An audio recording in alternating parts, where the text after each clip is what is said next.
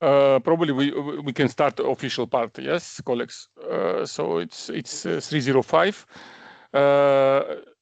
So let me start, and good afternoon, good morning, probably mostly good afternoon, colleagues, welcome. My name is Mikhail Tushishvili, and I'm pleased to welcome you on behalf of UNEP OzonAction program for today's webinar for African region specifically, mastering the CP data online reporting system. We are organizing this session jointly with our colleagues and friends from the Multilateral Fund Secretariat, and we are very much thankful and grateful for this opportunity. Quick housekeeping points before we begin. This session will be in English with French language support. The webinar is being recorded. If any recording or materials are shared afterward, we will inform participants through the official follow-up communication.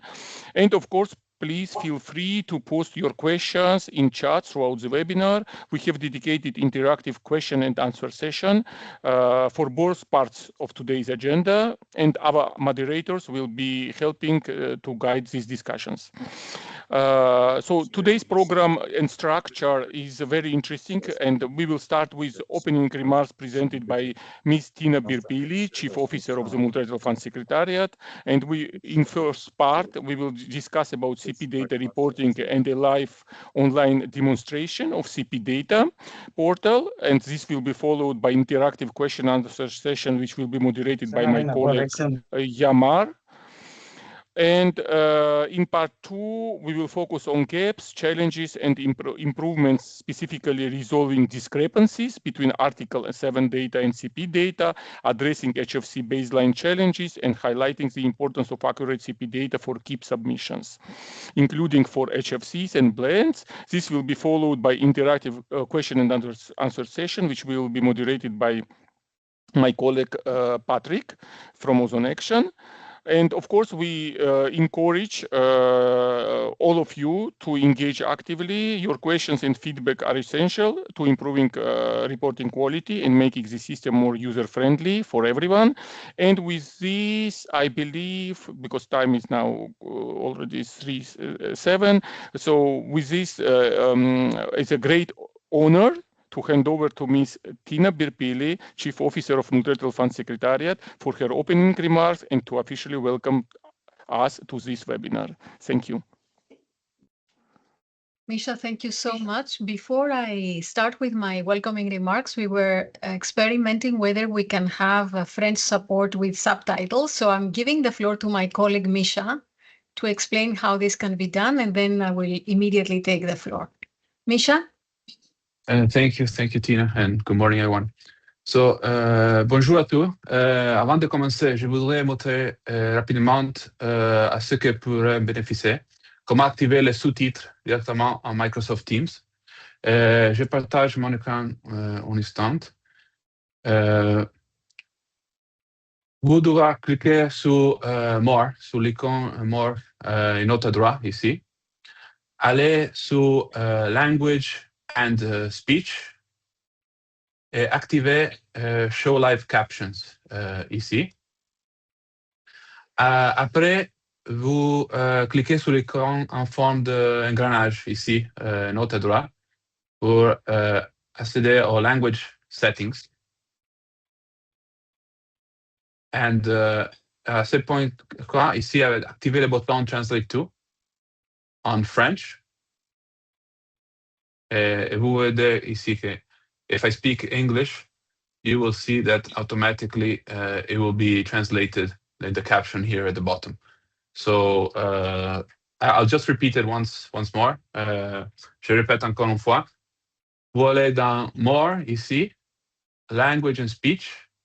Now c'est active Show Live Captions.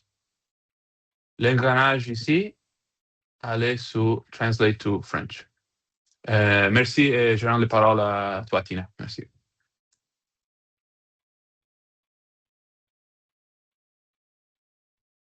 Thank you, Misha. Dear colleagues, distinguished delegates, I hope this was clear. And if you need any support, please text Misha in the chat and he will provide you the support. But I think that this will help you all participate and engaged in this process in the same way. So thank you very much, Misha from Paris now. Ozon, Comoros. Oui, l'explication allait vite et j'ai pas eu très bien car les images n'apparaissent pas trop claires. Ok, je répète une fois.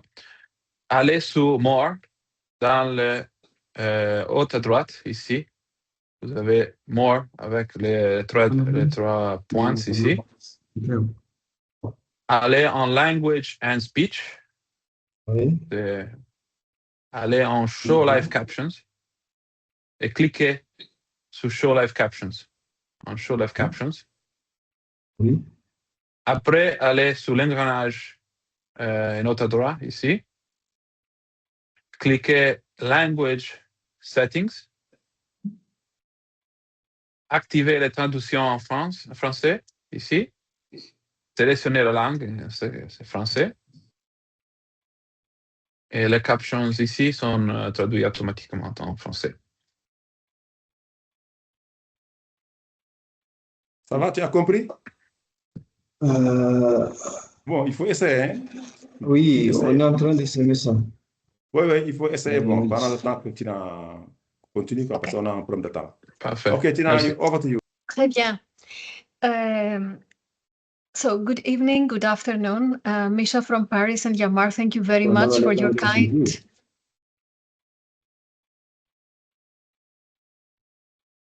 for your kind introduction. So I am Tina Bilbili, the Chief Officer of the Multilateral Fund. It's a pleasure to be with you today. We don't have many occasions where I can sit down and be with you and understand your challenges firsthand. So I look forward to being with you in the next 1 hour and a half, 2 hours, to listen from you any challenges that you have with both issues that Misha has described. So we will go, the first section will be how you upload your data on the online reporting system. It's something that you have already done, some of you very successfully. There are some challenges with some of you, so we will try to clarify those. And the second part will be more related to the specific projects that you are submitting for approval by the executive committee, where we will describe to you certain issues that we have faced when reviewing your projects and trying to give you some hints and some understanding, a better understanding of why we have these issues when we review these projects. Now, I have to say that you are in the hands of our amazing colleagues from the Compliance Assistance Program and for OzonAction, that they can provide you straight away and very directly with any information you need. But I think it is also a good opportunity for us to assist in our capacity and in the way that we can.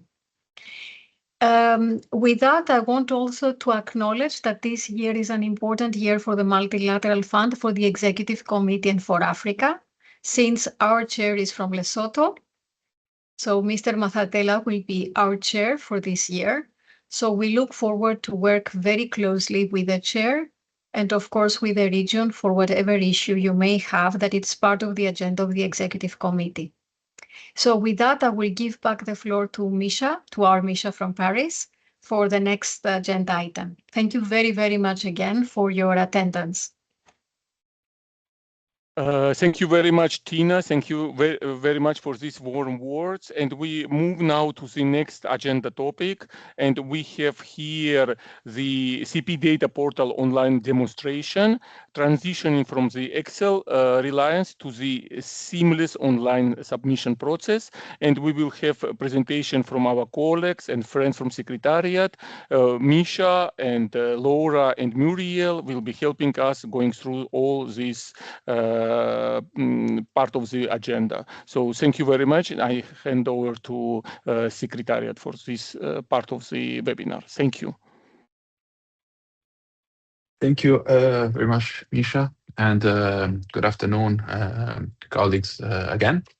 My name is Misha Berizzi from the MLF Secretariat, and I'll bring you through a brief presentation on the CP data portal functionality and how the reporting works.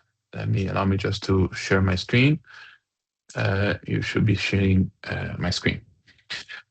So first of all, I think you all have the link available for you, but let me just quickly open the our website just to show you how to access. Sorry.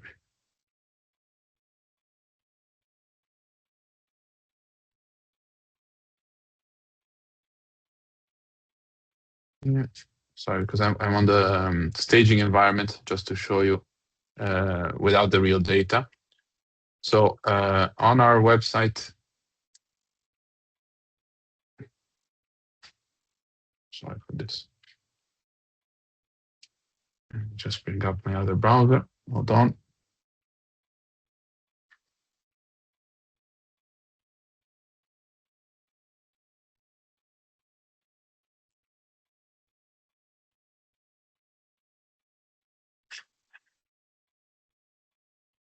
So when you're on our website, under the projects and data, you have the CP Data Center option.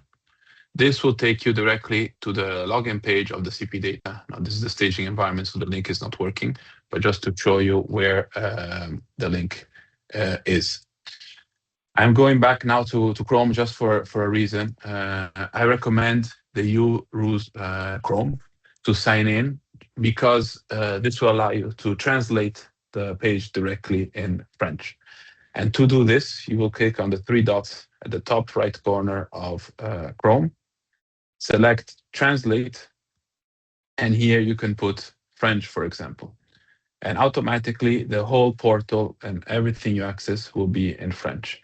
This is an automated translation, but it works very well, and you'll see it now also for the technical terms.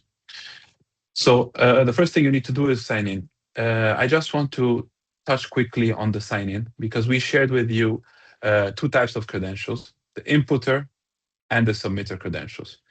Most of you just have to use the submitter credential because with the submitter credentials, you'll see now what we're going to do. You're able to access the portal, input all the information, and submit it directly to us.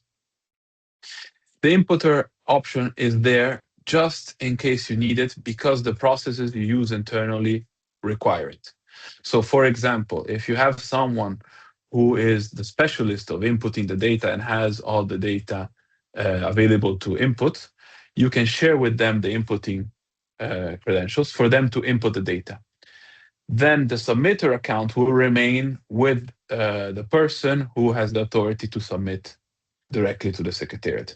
So this really depends on you and how you operate. If you are the same person inputting the data, the custodian of the data, and the submitter to the MLF, just use the submitter account and ignore the inputter account that you have.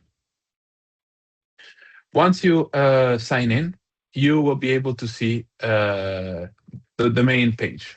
Usually, you would say it just like this. Now I'm an admin user. You'll see just your country with the various versions of the data. Misha, can you increase your screen, please?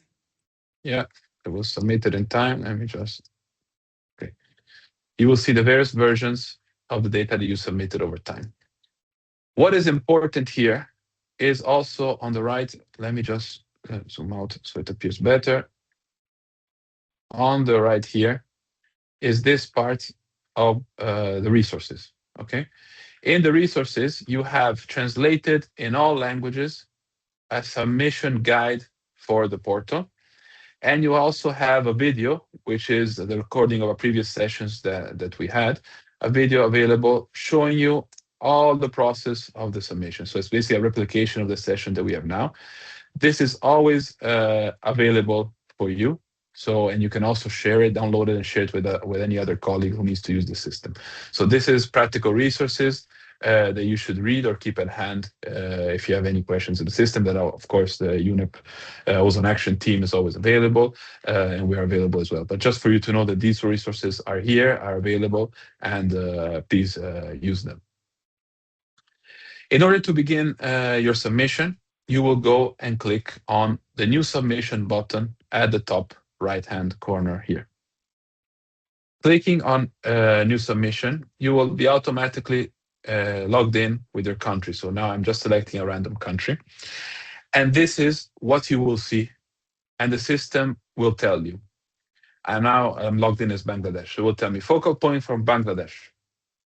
The previous time you reported, in 2024 reporting, you have already inputted data and submitted data for the sections A, B, and C of the country program reporting tool. The system has recorded these substances you have submitted to us. Do you want to begin your submission loading these substances, or you want to start from scratch and input the substances yourself? So I would say 99% of the time, unless you're completely changing your reporting, you will click on yes. And now I'll show you what happens when you click on yes. So clicking on yes, now I'm brought back to my reporting, where I can select the areas of reporting. So I'm not going to be reporting on sections D and E. And when I click on section A to begin my 2025 reporting, look what I have here. I have blended substances already inputted here. These are the substances that myself, we're looking at dummy data here. It is very small, please. Try to include. Sorry, myself as Bangladesh have submitted previously, and I have them here already pre-filled in the system. I'm sorry the Zoom breaks up a bit the format, but you can recognize the tabular format that we had in the Excel. And at this point, as if I was in Excel, I can begin typing. So I can say that in firefighting, there was a use of 12, for example, 12 metric tons in firefighting. And the system gives me a warning saying, okay, you have given us a total of 12, but the import minus export plus production should equal 12. Otherwise, you need to justify why. So I could go on the right side of the column, of the sheet, sorry, and input 12 here to remove the warning. Or, for example, I have imported only 10, and then I would go on the remarks. Let me just zoom out a bit so you can see the remarks here. And I could input and start typing. I have a stock of 2, for example, to justify why I imported 12. I have used 10. I imported 10. I used 12, and that's because I had a stock of 2. This table can be modified. I can remove HCFC 133, for example, if it's not a substance that I'm using. And I can go in the top and click the Add Substance button here and add a new substance. For example, I can bring in HCFC 124. Close. I now have HCFC 124 here. I can report on aerosol. I can report on foam. And you can see as I am inputting the information, the totals are automatically updating. I'll put here an import of 20. So this really facilitates the report because your calculations are automatically done in the system. First thing to do once you start inputting the data and you're in section A is to save the draft. What happens when I save the draft? The new submission is saved, and I have created the first version of my report reporting dated 16 April 2026. And clicking on the arrow, I can see I have this first version. Okay, at this point, when I have saved, I can theoretically leave the system completely, do other things, gather information for other sections, and come back later. So let me just close and show you how this is. So coming back as Bangladesh, I see I have a 2025 version 1 in orange, which means it's draft. Well, you can see that blue was submitted in orange, dated today. And I can click on it, and I can go back and continue my reporting from where I was. You see in section A, I have the 32 that I was working on, and I can continue reporting on section B. Section B, the functionality is very similar. I have all my previously reported substances and blends in the Excel already, and the table already, and I can start reporting against them. I also have the possibility of adding substances and blends to this sheet. Substances and blends which exist under the mandatory or other blends are here. So this is an additional dump that came from the Ozone Secretariat in terms of blends. So we have the blends that exist also on the Ozone Secretariat portal. You can select a blend by searching for it. So you can search for it, or if your blend doesn't exist because it's a new blend, you can click on New Blend, and automatically the system gives it a name because it doesn't have an official name. So it's custom mix 413, meaning it's the 413th blend. And you can start creating your blend here. So I can add a new substance. I can select HCFC22, for example, and I can also put the percentage of the blend. What the system helps me with, which is very useful or could be very useful, is to show similar blends.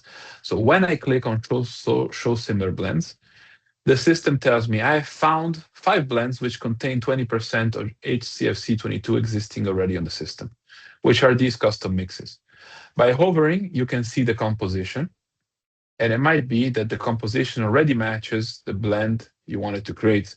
So, for example, this custom mix 406 has HCFC 123A 60% and other substance 20%. If this matches precisely, you can click on custom mix 406 and automatically the system will load it for you.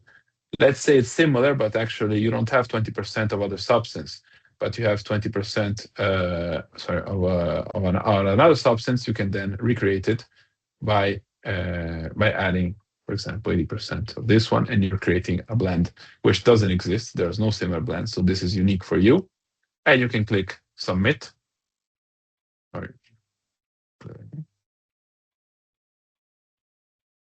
you should add it to the submission.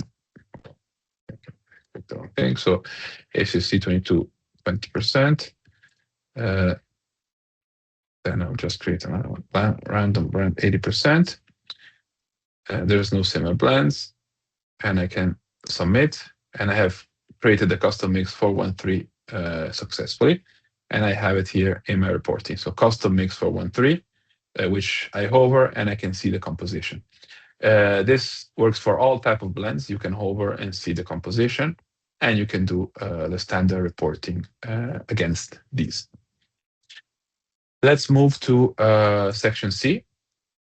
Section C is the prices. So section C is the only section where the system brings in previous year data, so previously reported data, just for reference purposes. So this is just for you to see. You cannot submit it without inputting data. So last year, HCFC22 had a price of $20 per kilo. I want to update this price to 22, and I can select if it's the retail price or the FOB price by ticking one of the two columns here. And I can also add any remarks. But for adding remarks, you just click and you start typing, and you can press enter, and this is how your remarks are added. You can remove, of course, substances as we saw with the trash can element here. Otherwise, you can continue reporting on the prices. At this point, the update draft button allows you to update the draft, so save it. I have now saved it. Of course, I have some errors because price need to be provided, so I'm just going to remove these elements for us to move forward to the submission of the final version. When I click the submit for the final version, the system will tell me that I'm trying to submit and to confirm the submission. Let me just go back here and create an error. So for example, an error here. So I have an error. Just to show you that even if you have warnings, it will not stop you from submitting, but it will just warn you, be careful. There is a warning that came out for this specific substance in section B, you can still submit, but just be aware that this exists, because there might be, so there's no hard stopping for your submission, because there might be situation where there is a justification for you to keep the warning, and the system will not block you, and it will allow you to submit the data by clicking submit. When I click submit, I have now submitted the version for Bangladesh, and I can always see that this is the latest version. What I can do now, I have the possibility of downloading what I have reported on in Excel file or PDF. So by clicking downloading in PDF, I have in Excel, sorry, I have downloaded now the Excel version, which I will just show you in a second. Before, I just want to show you the possibility of going back, accessing in the future, because you want to modify some of the data that was submitted. So you will go back on your 2025 version, which is final. Okay. So if you have a justification or reason, an agreement with us or UNEP that you need to submit revised data, you will click on it and click submit revised data. Submitting revised data will bring you back to the possibility of modifying. So for example, here I forgot pen and manufacturing. I will add it, and I will go and save this draft and submit the final version again. I still have the error of before, but I can continue the submission. And now the system allows me to compare the first version, which we submitted, to the second version. So it keeps a log of all the versions that you have submitted in case you need to revert back to the previous version, or just also to have this nice comparison feature of seeing the difference. So by clicking see difference, I can see that the difference between version 1 and version 2 was only this, that I had 0 here in manufacturing in the first version. And now I have 2, and I've put 10 in version 2, with a total now of 22 instead of 12. So this is the explanation of the difference between the two versions. At any point of time, I can click on version 1 and revert back to and have to see the first version. Before I give back the floor, let me just show you the Excel file that was extracted previously, so you can see it and also recognize the format. So this is the Bangladesh Excel file that was downloaded. You can see that now it's complete and has all of the substances mimicking what was the previous format that you're used to in Excel. And I have, let me just go to section, second section. I have the values that I have inputted, the totals that I have inputted in the various sections. So we can go also here on the prices. Remember, I had put 22 and the remark hello. I have everything available in Excel. The Excel can also be downloaded and extracted through the same button, and I'll show you again, before doing the submission. So if you want, you can extract in Excel, for example, and share it internally, share it with whoever you feel should have or can it's good to have a look at the data before it's submitted. And yeah, I think I'll just hand it over to you just to see if there's any questions, and we can take them and go through any other doubts or questions you might have. Thank you very much. Merci, Misha. Yamar, just to say that thank you very much, and just to remind everybody that there are two possible ways for question and answer sessions. One is to raise a hand and to pose the question, or second one is just to write the question into the chat, and then we will pick from there. And just to announce that this session will be moderated by you, Yamar. Please, you have the floor.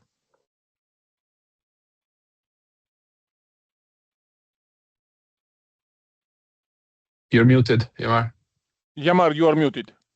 Merci, Misha, pour cette brillante présentation. C'était clair. Everything was very, very, very clear. And I think we are used to that presentation now. So thank you also to Tina for your availability. And thank you to Misha also from Paris. And thank you to all participants. Donc, nous vous remercions tous pour avoir pris vraiment de votre temps pour assister à ce webinaire. Donc, comme Misha l'a dit, si vous avez des questions, soit vous levez la main, on vous donne la parole, ou bien vous écrivez votre question sur le chat box. Et vous êtes libre de poser vos questions, soit en français, soit en anglais. On va vous répondre. Merci. Please feel free to raise your hand or to write, to use the chat box to ask your question. And we are free to ask your question either in French or English, and we'll be available to answer. Thank you.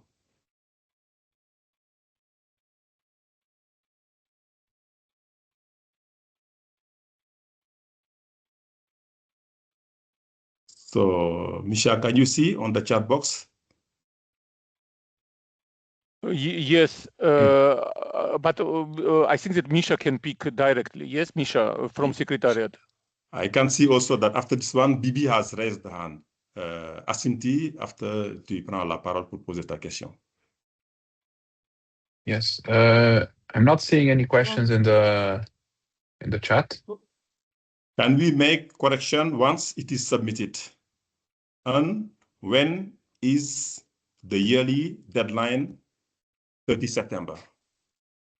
Okay, so I think that these are still questions to be submitted, I think. Okay. Okay, now I'm seeing. So about the deadline, I will I'll give it over to Laura to reply. But in terms of corrections, the only way you can make corrections is, as I showed you, by revisiting the version. I'll show it to you again, but the correction in general, except for maybe some exceptions, are done in coordination between us and the UNEP team, because there's usually a strong justification for corrections or for resubmission of the data. But let me just show you technically how this is done. So when you are on the reporting homepage, let me just go back to the homepage.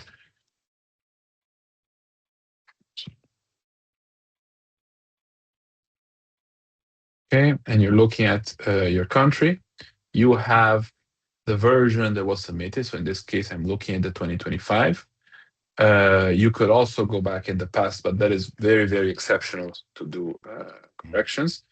But the system allows you simply to click on what you have submitted and then click on submit revised data. You can see that the history of everything is being tracked. So let's say that on this, I just want to correct the value that I had put here for ACFC 22, and I want to add something for servicing. Okay, I can go on section A and click on submit revised data. Okay, in servicing, I can go and add 15, for example, here, and change the imports to 15 as well here. And I can then submit a new version. At this point, the system is informing you that this version will be a new version replacing, and these are the warnings that we had. I click submit, and now we have a new version that was submitted. So we have a version 3 that was submitted, where you can see that in servicing HCFC 22, we now have 15. Thank you. Laura, do you want to answer regarding the deadline? Once it is submitted, the submitter can revise the submitted version. Yes. So which means that when the data is already submitted, the country always have the chance to revise the data by going to that year of the data and click on submitted, and the new data will replace the old one. Okay, but they have the ability to see, different version of the data as well. So now regarding the deadline. So the deadline for submitting the CP data is always 8 weeks before the meeting, or May 1st, or latest by May 1st every single year. So September 30th is the deadline for the Ozone Secretariat submission, not the CP data submission. Mm-hmm. Okay, it's very clear. Now, Asimti, vous avez la parole. Merci beaucoup, Monsieur Yama. Merci au présentateur pour cette présentation qui vient encore une fois nous éclaircir sur comment enseigner les données. Moi, j'ai eu un problème avec ma connexion. Je n'ai pas pu faire la traduction, mais j'ai suivi en anglais. Mais j'ai juste une petite question. Au niveau des inputs et submitters, surtout le input, est-ce que c'est possible de pouvoir changer l'utilisateur parce que les années passées, on avait introduit le nom d'une autre personne, mais s'il y a changement de la personne qui doit s'occuper de l'input, est-ce que c'est possible de le faire? Si oui, comment pouvons-nous procéder? En plus quand vous regardez, input surtout. Le submitter, c'est souvent. Ouais. OK. En plus, quand vous faites la traduction, quand vous avez la version française, vous voyez quelque part où c'est écrit, surtout en anglais que vous le voyez en quota. Je crois que quand on présentait, il y avait eu ce débat. Donc, je voulais voir si dans cette colonne-là, est-ce que c'est le quota qu'on a attribué pour l'année-là qu'on inscrit ou comment? Si on peut nous donner quelques explications. Merci. Okay, Misha, to summarize, so now is it possible to change the name of the inputter? And there is also a column like on quota. How do we put the correct information on that column? Thank you. OK. Oui, merci. So, l'identifiant de connexion, les inputters et les submitters sont génériques. Vous pouvez donc partager en interne avec qui vous voulez. Si vous voulez resetter les mots de passe, vous pouvez écrire un email à Yama ou à moi pour faciliter les nouveaux mots de passe. Et à ce point-là, vous pouvez partager avec qui vous voulez les inputs credentials. C'est clair, oui, c'est clair. Et pour la colonne quota, Oui, pour la colonne quota, je donne la parole à Laura, merci. D'accord. I have already included the response for the quota in the chat. So for example, for import quota, the information is whether the country has established an import quota for each controlled substances for the reporting year. So for example, if during the reporting year, the country has issued licenses for import of an actual amount of controlled substances, this should be the amount to be entered in the column import quota. So all the explanation from the guideline that we post on the web where you have the resource information. So all these information are available there. So you can go there and to see all how to report those columns. OK, je crois que c'est clair, Atinti. Donc, c'est pour les quotas que vous avez. Vous avez tous un système de quotas. Donc, les quotas qu'on doit mettre, c'est les quotas de l'année pour laquelle on fait le reporting. C'est pour le reporting year. Par exemple, on est en 2026, on reporte, on communique pour 2025. Donc, c'est les quotas de 2025 qu'on va mettre là-bas. C'est clair? C'est bien clair, merci. Voilà. Donc, Patrick, vous avez la parole. Patrick, you have the floor. Okay, thank you, Yama. Let me also thank Tina for really organizing this from the Secretariat. Let me thank the staff, all the Secretariat staff, and including our Paris team. I just want to show my appreciation. I think this new system, as far as I remember, this is the most system that we have really, the Secretariat has really tried to organize the sessions, trying to make an awareness. This is not the first session that we have. I remember we had even another session for the whole region, and also even network meetings. They're always, the Secretariat have always been there. And sometimes I know individually countries where they had problems, we have always called on the Secretariat and have always been there. So I just wanted to say thank you for this. And I think in the region, most of the people are becoming more and more aware and trying to use the system. So thank you so much. From my region, this is the most awareness created and demonstration that has been done on this system. Thank you. Okay. Thank you, Patrick. As you said, I think this is not the first or the second session. We have done many sessions on this CP data, and I hope also that this is not the last session. Because, so as you said, or as you mentioned, so this exercise we learn by doing. So I am sure after this session, people will go try to do and learn, and they will have some issues. So hopefully during our coming network meeting, may have request also the MLFS to help again. So that's also another point. Thank you again. And Koro, you have the floor. Koro, vous avez la parole, Nadoum. Oui, bonjour. Bonjour. C'est plutôt l'assistant technique Brahim Sendaga du Bureau national aux jeunes du Tchad. Oui, c'est ça, c'est bien. Ok, merci beaucoup. Je remercie le présentateur pour vraiment nous avoir éclairci. Ma question est de savoir, est-ce que les modifications de données ont un deadline, c'est-à-dire une date limite auquel on ne peut plus modifier les données? OK, merci beaucoup le représentant de Coro. Donc, Misha, so is it a limit, a deadline to modify the data we submitted, or we can revise anytime? Oui, les modifications se peuvent être at any time, mais uniquement dans des cas très, très spécifiques.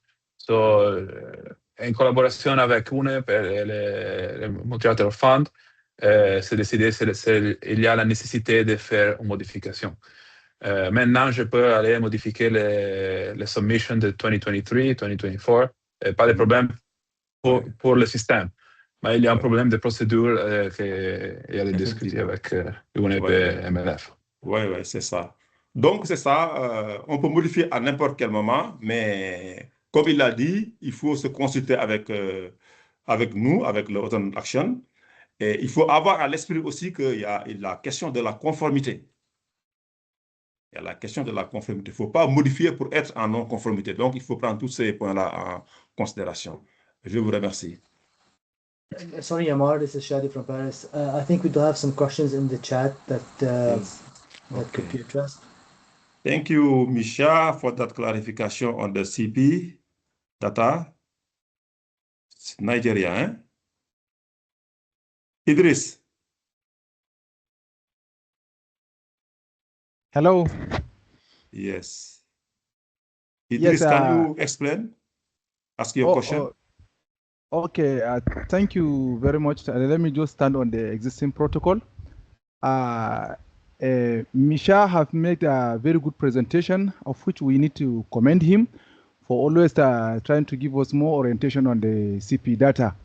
So what my clarification here is that what I just want to know is that after we finally submit the data by the submitter, and we want to now come and make some changes, is it possible that we can be able to do that and then finally submit the final version?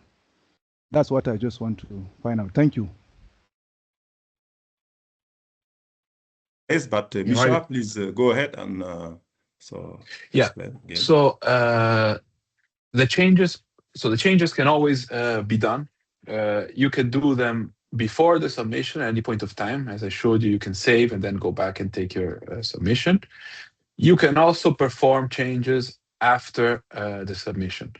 So the system technically allows you, as we said.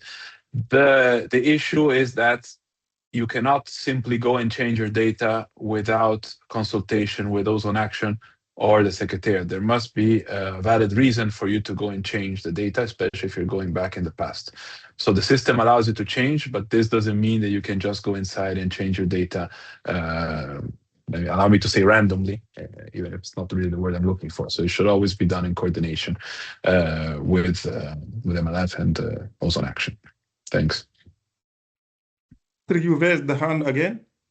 Yeah, just to add on that, just to let the countries know, when they are changing from Ozone Secretariat, there's always the comment box, or they have to give explanation why they are changing. So I think it will be good when you are changing the data, start changing with the Ozone Secretariat. Once you give a good reason why you are changing, then you can go and update the CP data. I think it's also good to consult with us because we are like a firewall, so to avoid some complications. Because at some point, so you have to go to the implementation committee to avoid all these issues. It's better to consult with us. OzonAction, we are here, we are working for you, we are assisting you to be in compliance. So please, so let's talk first, and then before you make any changes, it's better. That's my advice. Yamar, this is Misha speaking from Paris. We have two questions in the chat box. Can you open your chat box? You will see. Yes, I can't see them. You see them. Yeah. Okay. Super. No, I can't see them. Can I read it and then you help me with? Yes. Okay. I can't see. So there is a question about while the data is submitted in metric tons, is there a conversion feature that allows parties to view the total CO2 equivalent of the data either before or after submission? This is first question. Yeah. Can't see it. Yes, thank you, Misha. I was looking at it as well. Let me just show you. So when we're in the system, I think you can see my screen again. At any point of time on after you saved, of course, at the top of the tables, you have metric tons with an arrow. So in section A, I can convert the metric tons in ODP tons. Yes. Okay. And you can see them here. And also, as you briefly saw, hovering, and this is at any moment of time, even when you're inputting, hovering on a value automatically gives you the conversion in ODP tons. If I'm in section B, of course, now the conversion, let me just show you what we're reporting on, switches between metric tons and CO2 equivalent. And again, I can change the entire table, or I can hover over any value relating to a substance, and you can see the two values. Even in the exporting, when exporting, you can decide to export in CO2 equivalent tons by keeping it like this, or in metric tons as well. This is a good question because we are working in metric tons. So now there is another question. Is it mandatory to input all prices of the refrigerant in the section 3? Sometimes we don't have prices of some refrigerant from the importers, retailers. Yes. So nothing that you see in the system, in the reporting system, is mandatory. You will get warnings to guide you. So you saw the little yellow icons that will guide you in the reporting, but nothing is mandatory. So you can use the remark column to put in justification. There might be another type of justification. So you just do your submission. The system will warn you and show you what you left as warnings, but it doesn't stop you from doing your submission. Donc, je crois que les gars, vous avez compris. Ce qu'il a dit, c'est qu'il n'y a rien d'obligatoire. Quelquefois, si vous n'avez pas les prix, vous laissez, mais il y aura un signal là pour vous dire que, bon, il y a un problème quelque part. Bon, vous pouvez expliquer, mais cela ne va pas vous empêcher de soumettre. Donc, si vous n'avez pas les prix de certaines substances, n'hésitez pas, allez-y et soumettez et expliquez seulement que vous n'avez pas le prix, l'information demandée. Alors, il y a quelqu'un qui a posé une question regarding the polyol. It should be reported under section A and B if applicable in CP report.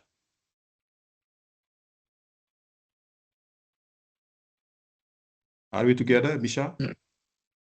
Yeah. Regarding the polyol. Yeah, I think there's a question regarding this, this is my reply. So regarding the polio, so under section A and B, there's a line for polio if there's a need to be reported. So for example, in section A should be HFC 141B under polio. And for the section B, there's a certain line, that you can add them in for the polio. That should be reported.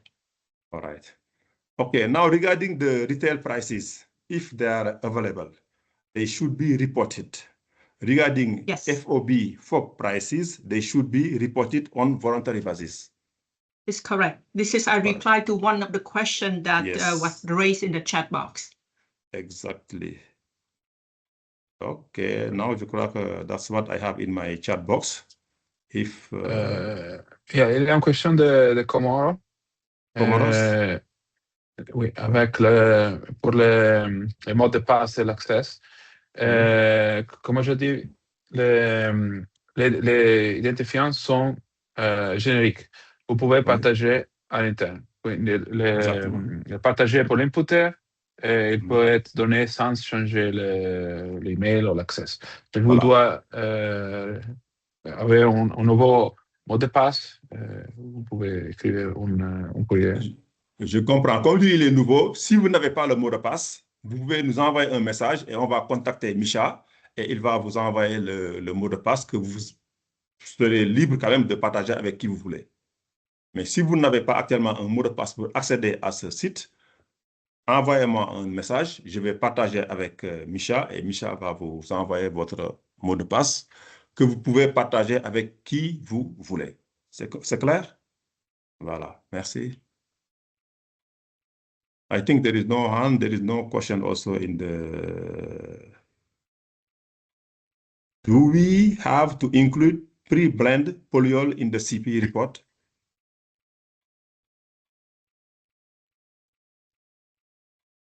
Laura, over to you. Yeah, I think I just answered to the question regarding polio. Yes, they have to be reported in section A and B under the specific, substances. Exactly. So now, any question, any hand? Ça va, les gars, c'est clair. S'il y a des problèmes, comme je l'ai dit, c'est des sessions c'est en faisant qu'on apprend. Allez-y, essayez de faire. Si vous avez des problèmes, on aura une réunion en juin. On va essayer de voir comment renforcer vos capacités pour être en mesure vraiment de reporter, de communiquer vos données correctement. Parce que ça, c'est une obligation. Si vous avez vu Tina aujourd'hui, laissez tout et venir. Si vous avez vu le secrétariat du fonds, ils ont mobilisé au moins 5-6 staffs. Tout ça, c'est pour vous capaciter à vraiment être en mesure de communiquer vos données correctement. Et vous êtes en mesure de le faire, vous devez le faire. Voilà. Merci. Okay, merci beaucoup. Merci beaucoup. Merci beaucoup. So I can see that we finished with this part one, but we have now moving, and we are definitely on time, so this is good on part two. But before moving, I would like to thank Misha for excellent presentation and for all staff of Secretariat who contributed to the question and answer session. Thank you very much, and Yamar, excellent moderator, facilitator. So thank you. We move to the next part of the webinar, which is equally important part about the gaps, challenges, and improvements. And we will talk about resolving discrepancies between the Article 7 and CP data, addressing HFC baseline challenges. And it has two parts because this is the first part, and second part will be keep submissions and the importance of accurate CP data for HFCs and plans. Both presentations will be done by our colleague from Montreal Fund Secretariat, Alejandro Ramirez Pabon. So Alejandro, you have the floor, please. Good morning and good afternoon, everyone. Can you hear me? Yes, we can, Alejandro. Okay, thank you. So good afternoon, everybody. And first of all, I'd like to thank UNEP, Misha, Yamar, Patrick, and all colleagues in UNEP for organizing this, I think, very important session. I think all these sessions are useful for everybody to continue improving the process of collecting and reporting data. And we're always very happy to share with you information, and we're always open to discuss and to whatever we can help provide any assistance that we can do. So I'd like to first share the screen. So I think, can you see the screen? Maybe Misha, you can tell us. Yes. Okay, yes, excellent.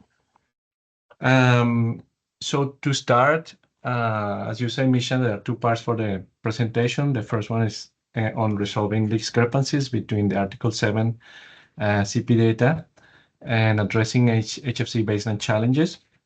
I think just to put us on where we are, just remember, I think it's important to remember that the first two KIPs that were approved at the executive committee were for two countries in Africa. It was Niger, who is coming now for the second tranche at this meeting. We are very happy about it. And the second one is Cameroon, which also will come next meeting for the request of the second tranche. So I think Africa has been ahead on this, and by now, out of the 54 countries, 33 have already submitted and received approval for their KIPs, and there are still 21 who are in the process. So this presentation is balanced to have information for both those that already have the KIP approved, but also for the ones that are in the process of preparing and finalizing their KIPs, who can benefit a lot from the experience gained in the review and approval of the KIPs for the previous projects. I think when we started these discussions, there were so many issues on data, which we have been resolving over the years. So countries that are coming now will have a lot of experience from previous countries that you will benefit from. And UNEP has, on this particular matter, I think UNEP has gained a lot of expertise on assisting the countries on this. So you can always rely on the implementing agencies, whoever the implementing agency is, because all the four agencies have gone through this process, and they're bilateral agencies. So please rely on them, because there's a lot. It's complex, and they can always provide you good advice. And I'm saying it's complex because if you compare it with the HCFC phase out, when we are still in the final phase of HCFCs, we are dealing mostly with one substance, which is HCFC 22, a pure substance. And in some cases, HCFC 141B, which is almost practically phased out by now. While in the HFCs, we have pure substances. We have also blends. We have blends that are alternatives to high GWP pure substances. We have pure substances that are alternatives to high GWP blends. So it's very confusing. And just starting by the custom codes, they're not custom codes for all the blends. So it is a complex exercise. So it's natural that these inconsistencies happen. And it's natural that in the first stages of dealing with the KIPs, we encounter these issues. If you remember, when we had the HCFC acceleration in 2007, countries had been controlling HCFCs for many years. It was just a question of accelerating the phase out, but they had been reporting HCFC 22 and HCFC 141B already for more than 10 years. Here, for the Kigali Amendment, countries just started controlling HFCs after they ratified, and the time between ratification and submission of the KIP has been very short. So it's a steep learning curve. So don't get discouraged. I think we're getting there. And we are all learning from this process, and the Secretary and the agencies are here to help you. So so let's start with the first part of the discussion, which is on resolving discrepancies. And here I will add an additional set of data, which is very important. If you remember in the title of the presentation, it says discrepancies between Article 7 and CP data. But there is an important piece of information, which is the survey, the KEEP survey. And the reason why I am raising the survey is because when countries have been preparing their KEEPs, the funding for preparation of the KEEPs include a thorough survey on consumption of HFCs in all sectors, which is going to be the basis for the KEEP proposal. But not only is the basis for the KEEP proposal, what we have seen in the review of the HPMPs, of the KEEPs, is that in many cases, countries have discovered that for the same reason I mentioned before, that HFCs had not been controlled for a long time, and there are many substances. When they have done the surveys, they found that the consumption that they had reported previously was wrong. And there's nothing wrong with that. This is normal that it happens.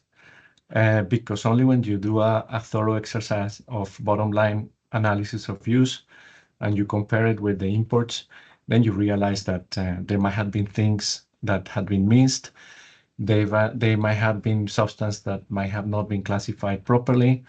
And that's the opportunity for countries to set the record straight and start a KEEP that is based on the best possible data. So when you are preparing your KEEP and you realize your consumption is totally different to what it was reported before, it's not a problem. This is something that can be expressed in the KEEP. And we have very good examples of this.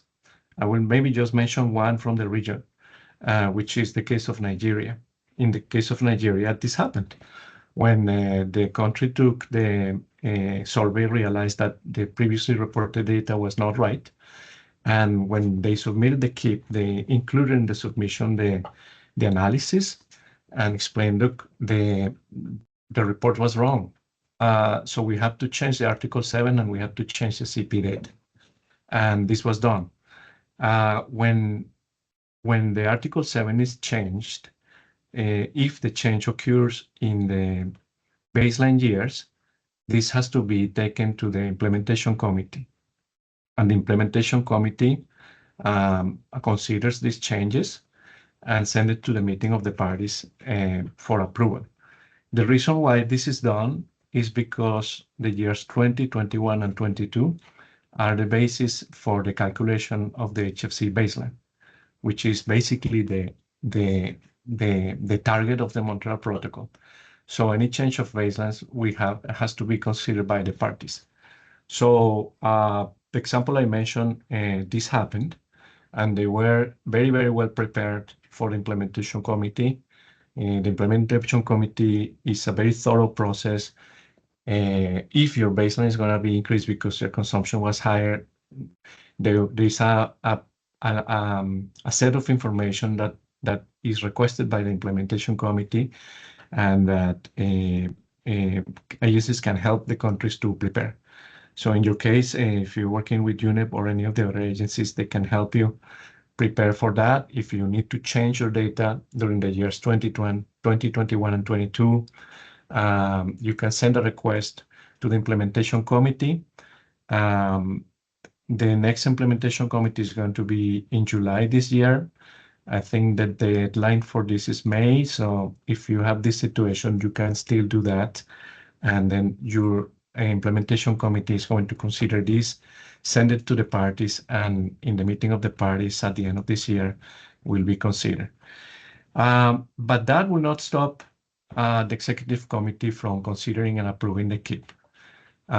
What happened in the example I mentioned of Nigeria is when this happened, this was explained to the committee, and the committee approved the KEEP on the understanding that if the parties agree on the change of baseline, then they could resubmit the KEEP based on the new data, and they did. and this KIP is at present being considered for the 97 EXCOM meeting, which is going to take place in June this year. So, so following my first point that this can happen, yes, this can happen. And I think one of the key things for the countries that still have to submit your KIP, which include 7 countries of English-speaking Africa and 14 countries of French-speaking Africa. If you have this situation, you can discuss with your agency, and while preparing the KIP, you can identify these differences, these inconsistencies, address them, make any corrections you need to do to the CP data. You can always send your corrections to the Fund Secretariat. And if you need to make a change in the Article 7 data, if it's not in baseline years, you can do it directly with the Ozone Secretariat. If it's in baseline years, you have to send a request for consideration by the implementation committee. The important thing is that all this process is very important to do it before the executive, before you submit the KIP for consideration, because the time we have for the review of the KIP between the submission and the EXCOM is very short. So this is time consuming when all this data has to be revised, and there is not sufficient time for doing this corrections and back and forth. So I think the key message here is to do this before submission. So these are the key takeaways. Data mismatches are common and require considerable back and forth among the fund, the implementing agencies, and the NOUs to correct. So because of that, it's important to have them addressed before submitting the KIP. The Secretariat will have to use the official Article 7 data for reference, but if there are changes, it can be still approved on the understanding that it will be then adjusted. And if the funding has to be adjusted, it will also be adjusted if the parties approve the change of baseline. The last message here is the survey is an incredible opportunity to have a better understanding of the consumption. So we would like this to not be just one-time exercise, but once the survey is done, you can use it as reference and build a system to continue recording and collecting and recording data. I'm going to give a couple of examples, very simple ones on inconsistencies that we normally find when we receive the KIPs, and that are very, let's say, easy to check before submission. So this is something just to keep in mind. These are real example of consumption. And if you see here the last column, I would like you maybe just to focus on the last column, which is in red. The data on 2024 in the Article 7 is 14 metric tons, and in the CP data is 40. So it's a major inconsistency. It's almost 3 times. And this is the kind of thing that is important to resolve before the KIP is submitted. So that's something that you can, with the assistance of your implementing agency, make sure this is done. And in this case, for example, if the CP data was wrong, then you can correct the CP data, send it to the Fund Secretariat, and make sure the package that comes with the KIP is all consistent. I will give another example. It becomes a little bit more complicated because you have different sets of data. So if we see here, this is an example of a submission where there were different numbers. Just maybe we can focus in the last line here in red, where the baseline was different in different parts of the submission. So it could not be reviewed on that occasion because it was not clear what was the baseline. So this is important to keep in mind and to make sure that this is done. This was before the baselines were fully established. It's an old submission. Now the baseline, we know it because all the baseline for Group 1 countries is already available in the Ozone Secretariat website, so it makes things easier. But just this is a question of quality control with the implementing agency before submission. Here in the second table is the same. There were different numbers, different references in different parts of the submission. Because the submissions are big and they have so many references, it is important to, with the agency, make sure that these numbers are consistent all over the submission. So now moving to this, when we talk about the inconsistencies or consistencies between the CP data and the Article 7, in the first part of the webinar, Misha presented the CP data, and now this screen that you have in front of you is familiar. So I make this red square and this yellow square.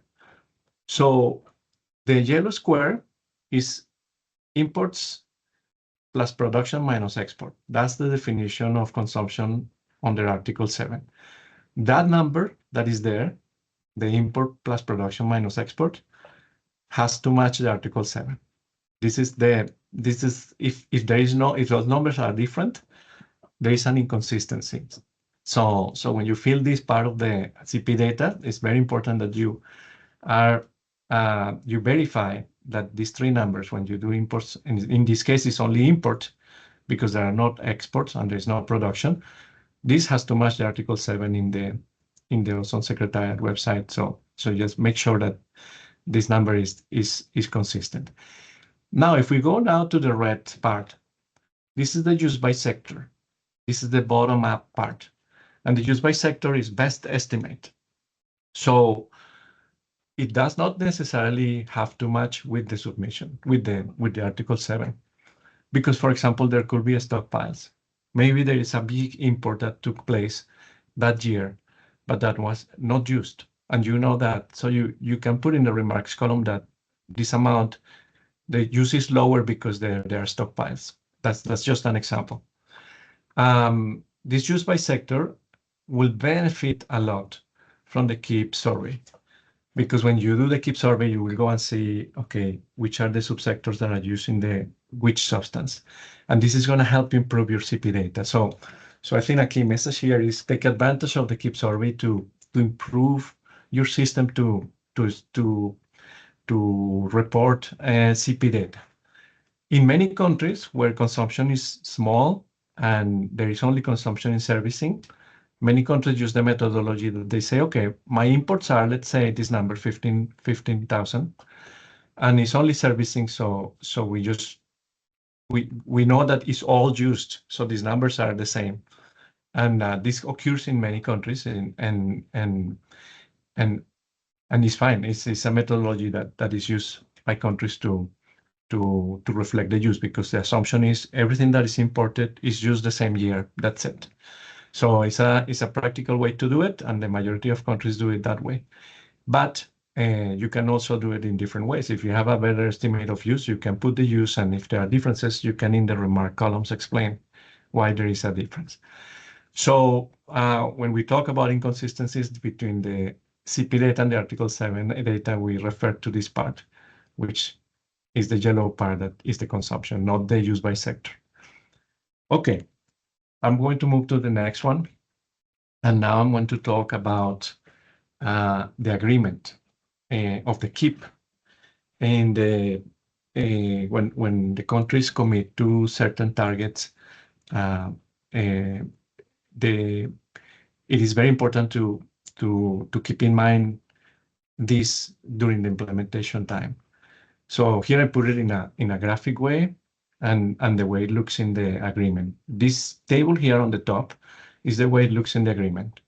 In the Appendix 2A of the agreement of the KEEP agreement, you have this line 1.1, which is the Montreal Protocol control measure. So as you see, if this is the baseline, the reductions are 0, and then you have a 10% reduction in 2029. So let's see, in this country, the baseline is 12 million CO2 equivalent. So in 1.1, in that line, you will have this number. So you will say, okay, that's the number we have to comply with.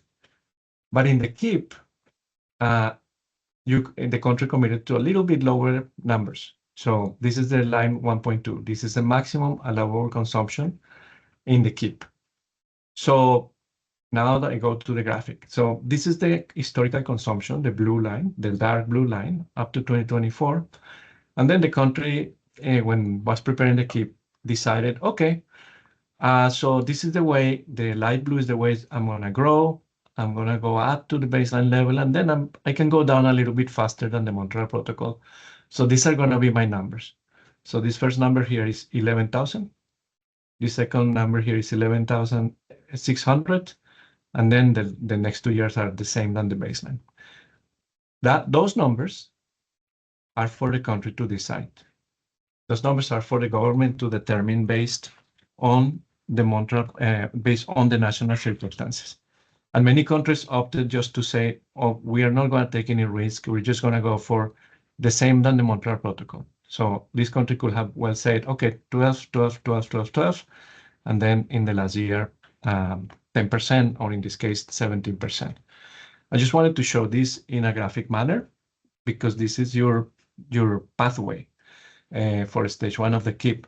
So when the quotas are being established for the year, the number that you cannot surpass is not this 12, it's this 11. Because if the imports are higher than 11, there's a penalty in the agreement, because the agreement is a performance-based agreement. So when you define these targets, you have to be very, very careful, and you have to be sure that they can be achieved. So the agencies can help you with that, and you need to analyze, can we really go a little bit lower than the Montreal Protocol? If you cannot, you establish the target as per the Montreal Protocol. But that will depend on every single case, and we will see a couple of examples. So I just wanted to bring this up because this is important to see visually where your quotas will have to be when you start implementing the KIP. If you surpass this number, the 11 in this case, or the 11,600 in this case in the 2025, there will be a penalty.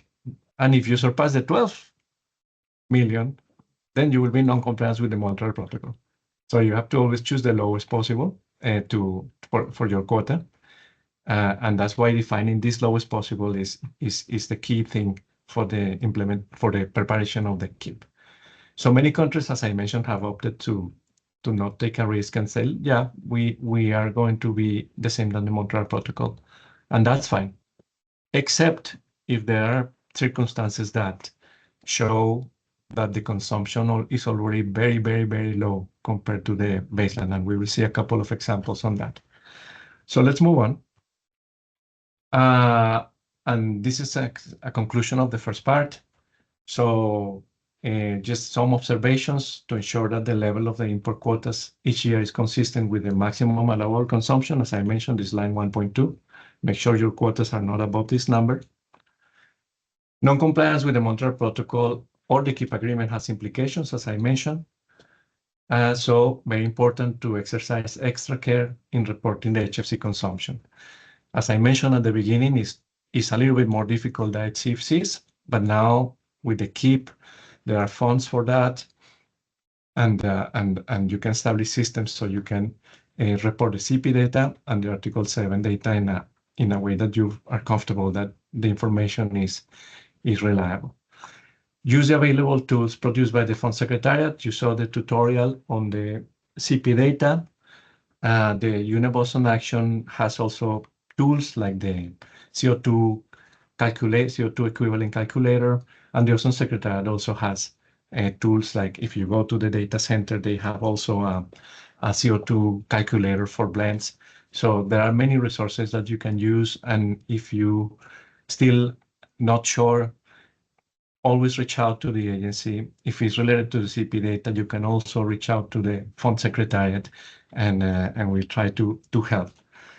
During the stage 1 of the KIP, strengthen recording and reporting of the HFC data under the CP report and Article 7 report. That's something that you can continue doing on a regular basis.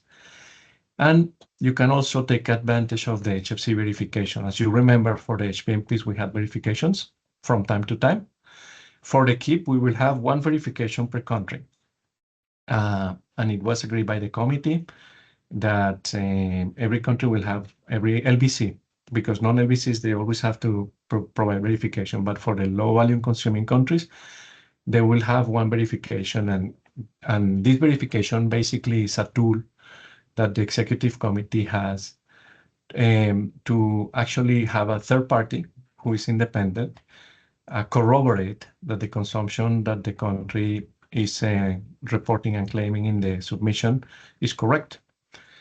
But this verification actually can help the countries a lot, because part of this verification is an analysis of the import licensing and quota system. And what we have noticed is that normally the verifiers can give very good recommendations to the countries on how to improve their systems. So when these verifications come, I think take advantage and try to see how much you can improve the system. These verifications are paid by the fund for the LBC countries, and I think UNEP at present is preparing a big plan, because in 2027 there will be 15 countries in Africa that are low volume consuming countries that will have to submit their tranche with a verification report. That includes, for example, Benin, Eswatini, Ethiopia, Gambia, and other countries that have their second tranche of their KIP for 2027. They will need to have a verification, but the verification is a task for the lead agency. So UNEP is taking good care of that, or the other agencies, whoever the agency is, and use that verification to continue improving your system to collect, to record, and to report data. Let's go to the second part. It's a little bit faster than the first part, and it refers to the KIP submission and the importance of accurate CP data for HFC and blends. So I'm going to go back here to the same thing I said in the first part, is the survey. The survey is critical because this is where you are going to see where the consumption is. You will actually realize, oh, it's only MAC. So if it's only mobile air conditioning, then your strategy will be very different than if your consumption is, for example, in commercial refrigeration. So this is what is going to help you design the KIP. If your consumption is, for example, mostly on large commercial refrigeration systems which have leakage rates of 50, 60%, maybe a good part of this KIP might be could be used to have programs to reduce this leakage. But if your consumption is in MAC, in mobile air conditioning, perhaps a possible strategy could be to make sure that there is recovery and recycling of the HFC 134A when vehicles are receiving servicing. So these are totally different things, but you can only know that when you know the consumption is. So when you're preparing the CP data, do you have HFC consumption in sectors other than servicing? Very important. So sometimes there is consumption in firefighting, sometimes there are consumptions in foam. So that's important to find out. And the first time where you can actually do that is when you do the survey for the KIP. Are you preparing substance-wise sector usage? So, for example, we know that the substance that is used in mobile air conditioning is 134A. So when you're preparing your tables and you see that, for example, there is 404A in mobile air conditioning, there must be something that might not be right. So you might have to check that this substance versus sectors are correct. Like, for example, if you have consumption of HFC 245 FA, which is normally used in foam or as a solvent, if you have it in refrigeration, you will have to see whether there is a very specialized application or why this is happening. So that's important to check. Do you have local blending in the country? This only applies for very large countries where they, for example, import HFC 32 and HFC 125, and they blend it in-house and they produce 410A. If you have it, you can report in the CP data this blending. If you, for example, have imports of HFC 143A on a regular basis, maybe it's something to check because that substance is not very common and is normally used in blends. If you have a lot of imports of 125 and 32, also important to check. Maybe they are blending it in-house because 132 is more used, 125 is less used. And these are keys that you can check. And do you have doubts on how to report a substance or a use? You can consult with your lead implementing agency. You can use the available tools. and you can contact the Fund Secretariat. This is an example in KIPS on the calculation of cost, the calculation of consumption, which in the servicing sector, normally when the need for servicing is determined, countries will need to see what is the inventory of equipment, what is the leakage rate, and on that basis, you have an estimation of, okay, so if we have 100 units, out of these 100 units, 10 of these units receive servicing, and when they receive servicing, all the gas has been leaked, then this is our consumption. That's a simple way to say it. What we see when we receive the KIPS is that these numbers are very different. Like if you take, for example, here the transport refrigeration, we have seen leakage from 6% to 113%. So when we see all these variations, we will ask the agency why the leakage is so high, or why the inventory of equipment is so high. Sometimes we have seen that there are more refrigerators than people in a country. So we ask the agency why the inventory is so high. Is it really being used in domestic? Maybe it's being used something else. Maybe it's being used in MAC. So these numbers are very important, and here you have the assistance from the agencies, and they have the experts that can help, and you have your local experts to establish these inventories of equipment, right? Because you have this opportunity of doing the survey now, but then in the next years, you will not have a survey every year. So the survey has to be the best possible. And these inventories of equipment will need to be the best possible estimates. So you can, because you will rely on this data for the next, at least until 2029 when you go to stage 2. So when preparing the KIP, having a master table with the inventory of equipment, initial charge, and leakage rates will help you estimate annual servicing needs. If you're doing that, it's important not to use a year, for example, where the consumption was very low because there was an economic crisis, or where there was a big import and there was a stockpile, because it will distort your actual need for a year in servicing. Might not be that high or might not be that low. So you can use maybe a year that is typical, and that year will give you the best possible estimate of what the actual need is. And look at the consumption patterns across countries with similar characteristics. You can see your neighbors, you can see how did they do it. If your economies are more or less similar, your population is more or less similar, see how different you are, because you might find out that you're missing something, or maybe you are calculating something that might not be right. So these are just tips. And I'm going to move now on to, and I'm going to be faster on this one because that's not the subject of the presentation, but I think it's important because it is a result of what the data tell us. So this is a country, and I was talking before when we were talking about the agreement about setting the targets and how the governments need to be very, very careful in setting the targets. So this is a country where this orange line is the historical consumption, and you see there are a lot of fluctuations which we don't understand, we don't know why they're happening.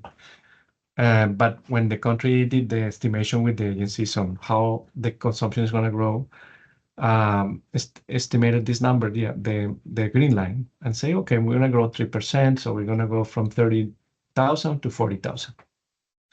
So when we asked the agency, okay, so what could be the level of consumption in 2029 if you're going to grow this way without the KIP?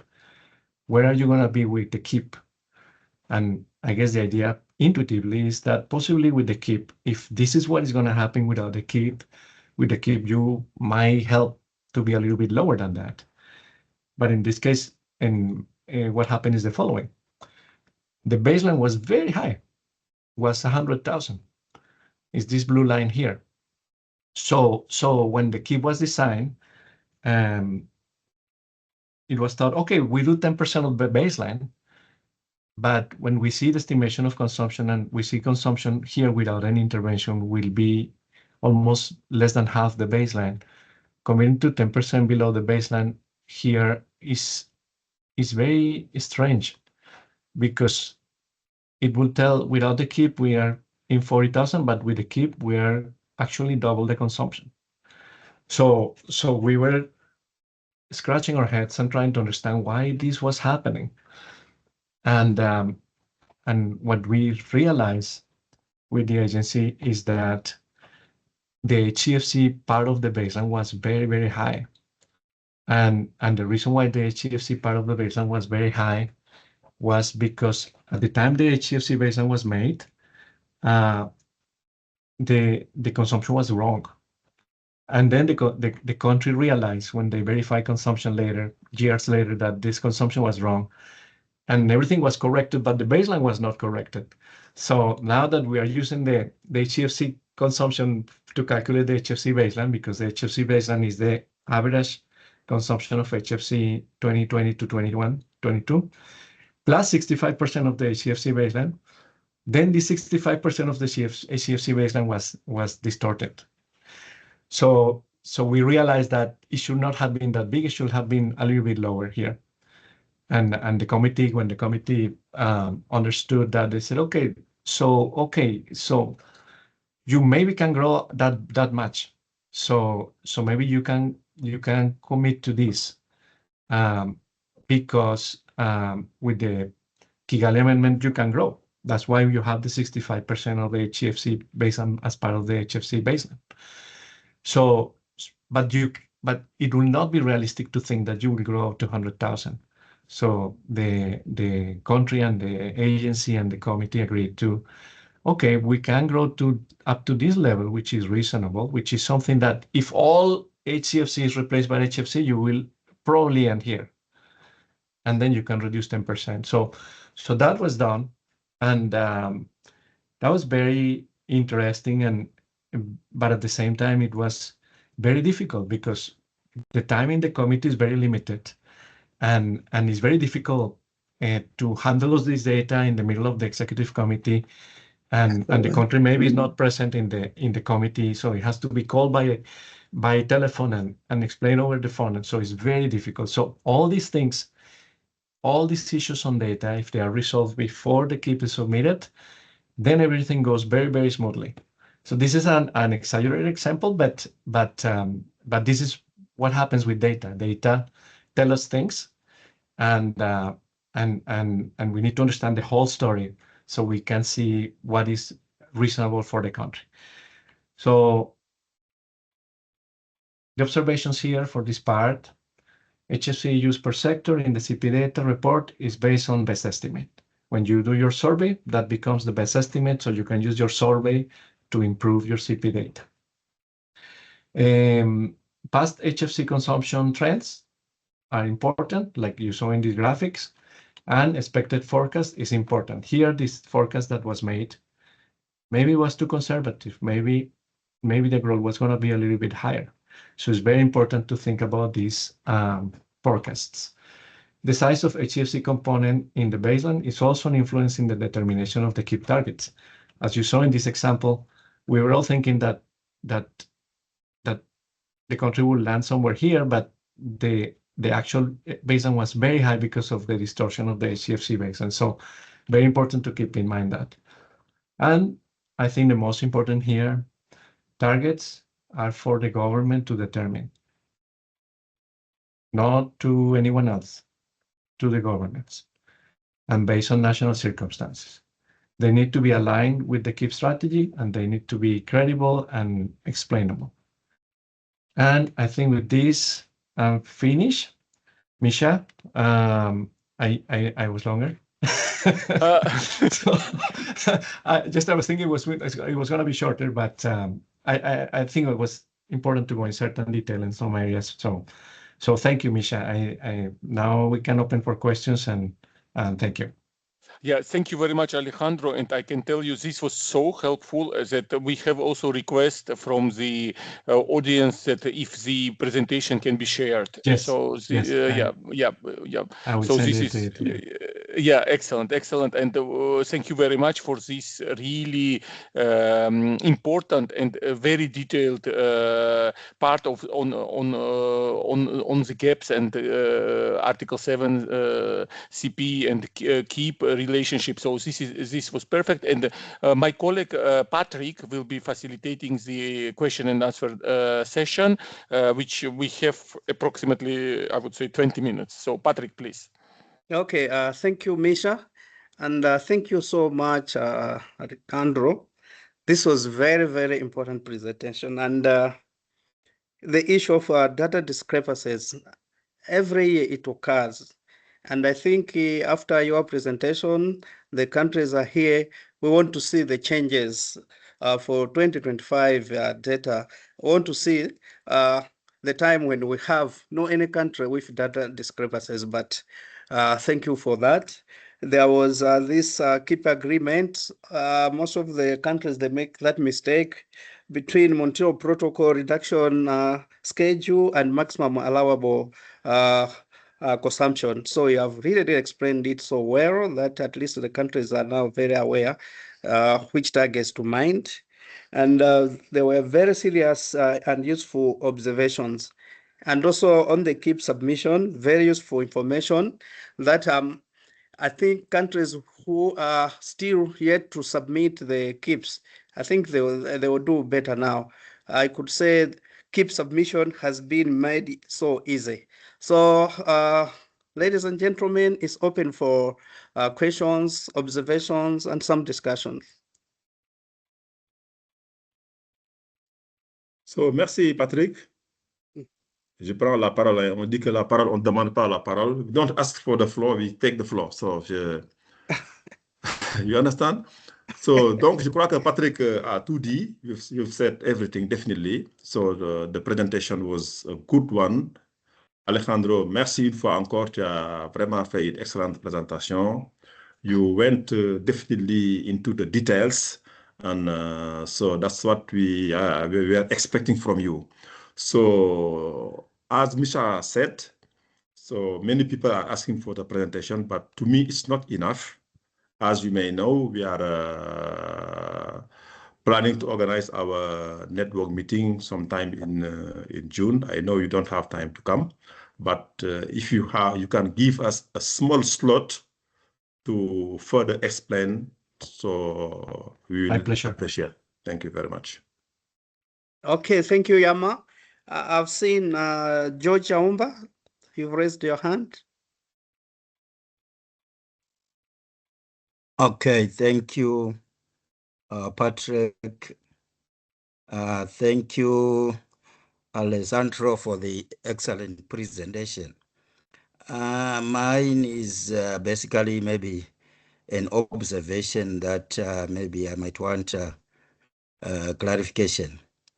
We note that in terms of the substances, if I can take, for example, 410, which is basically used in air conditioning, as we are phasing down 410, in some countries like mine, we are adopting R32. But when we did the survey, the consumption of R32 was low. So it's actually now increasing. When we look at that substance, can that be considered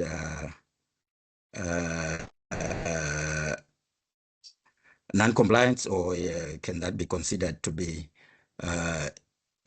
going beyond the baseline, or we consider the overall carbon dioxide equivalent emissions? Thank you so much. Okay, thank you very much for the question. You want me to respond, or you want to take several questions? No, just respond. Yeah. Yes, we have observed this phenomenon in many countries, and the compliance is based on the CO2 equivalent combined. So is the Annex F group CO2 combined altogether.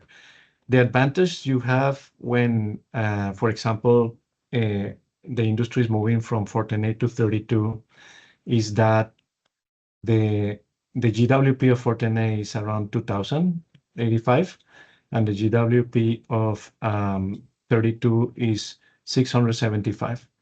So basically, for 1 ton of 410A that is replaced by a 1 ton of 32, you are in compliance, basically reducing 2/3 of your consumption. So there is a lot of room for 32 to grow, in theory, obviously.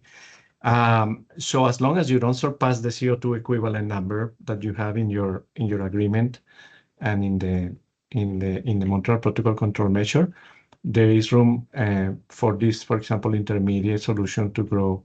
But you will have to take care at some point on it, because it might grow also at some point that it will put you again in risk of non-compliance. So that's why it's very important to do the forecast when you are preparing the KIP, just to forecast not only, for example, globally we will grow 3%, because you might be missing details like this one. It's happening. 32 is growing in countries in a very, very high manner, and we have seen other intermediate substances like, for example, R454B also growing exponentially in some countries, in other regions. So this is going to happen, and you will need to evaluate the impact of these lower GWP substances replacing high GWP substances. But as I mentioned, at the end of the day, the compliance is going to be based on the summatory of all the substances in CO2 equivalent. So there is room for growth there. Okay, thank you.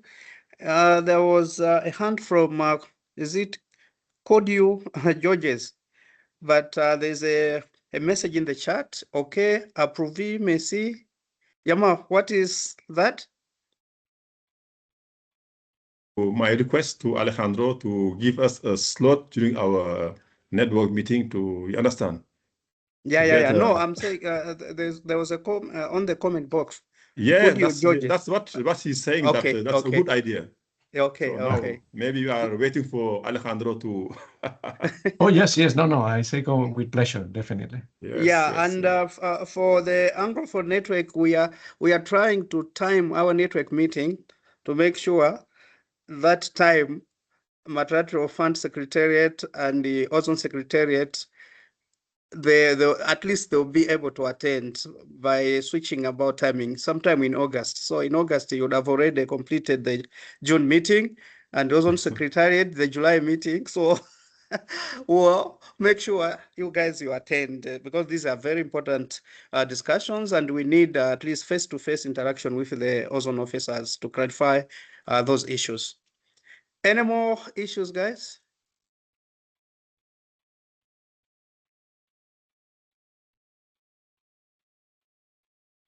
Okay, it seems the presentation was very, very clear, and all the information so simple.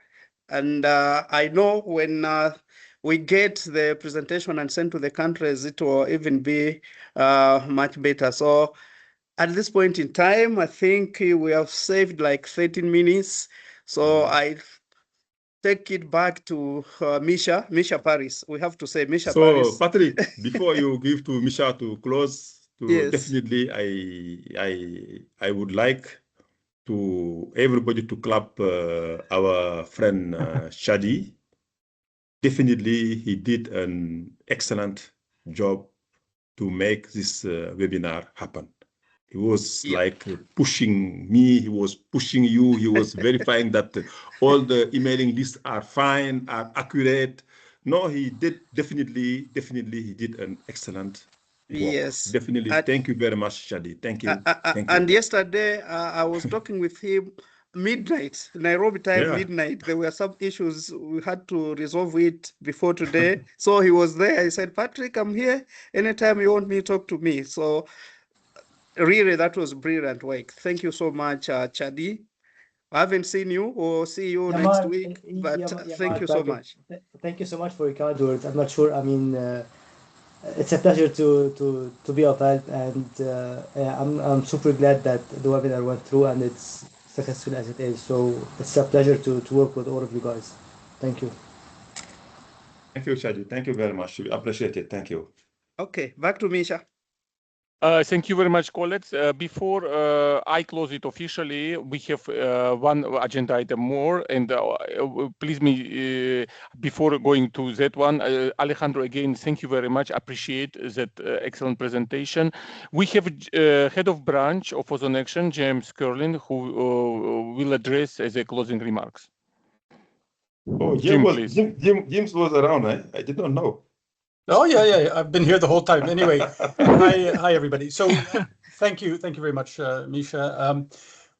This webinar has been brought to you by OzonAction, and this is as part of CAP's role under UNEP's clearinghouse mandate under the fund, and it's been as we see in cooperation with our dear friends and colleagues in the Multilateral Fund Secretariat.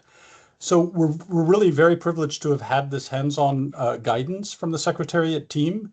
And I think as maybe Yamar and Patrick had mentioned, that we're definitely going to welcome them back again in the future.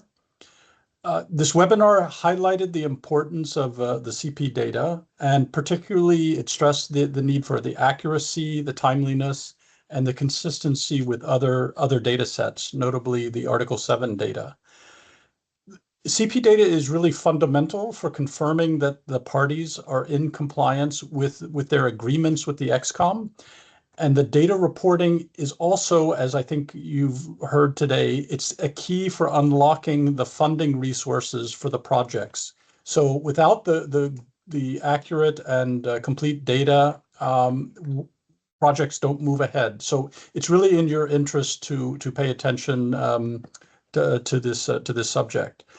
I wish to note that this new CP data system is part of the digitalization of our work processes. So you see more and more we're moving to online platforms and reporting and systems. And so the National Ozone Officers and your teams need to be up to date and conversant with these systems. And this CP data system is also part of a larger knowledge management system that is being developed and deployed by the Secretariat. So it's part of a bigger initiative to turn us into digital people. I'd like to thank all of the Ozone Officers, all of you and your teams for taking your valuable time to be with us today. I know it was a long and rather detailed technical discussion, but it was very good. I'd also note that some Ozone Officers from outside the region and other team members have even joined from outside the region. So I think that shows the interest in this subject matter. I would also echo what everyone has said, which is many thanks to Tina for her leadership and for enabling her great team to lead these discussions here today. Thanks a lot to Alejandro, to Misha Alberizzi, to Laura, to Muriel, and everyone else in the Secretariat. On the OzonAction side, I would like to give my sincere thanks to Yamar, to Patrick, to Misha, and that's our Misha Tushishvili. And also special thanks to Chadi, who is our newest team member here in Paris, who organized this webinar for all of us. So with that, I think thank you all for joining. We'll have more of these in the future. And also, if any Ozone Officers or anyone else on the line has suggestions for other subjects for such webinars, OzonAction is quite happy to organize them.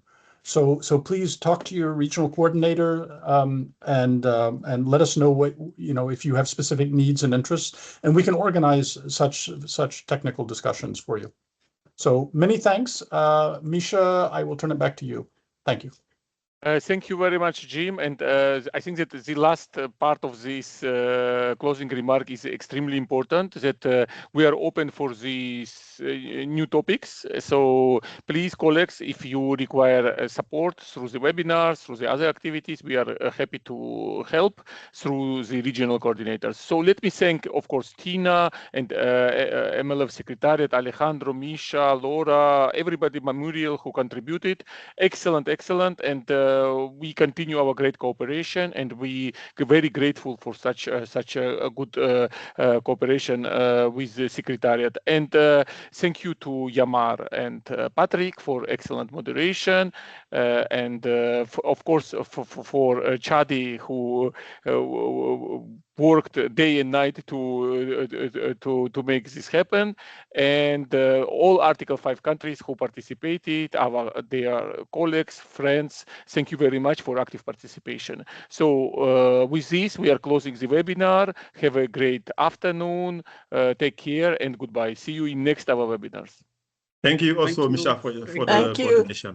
Thank you for the coordination. Thank you, Misha. Thank you. Thank you for the coordination. Thank you. Bye. Thank you. Bye.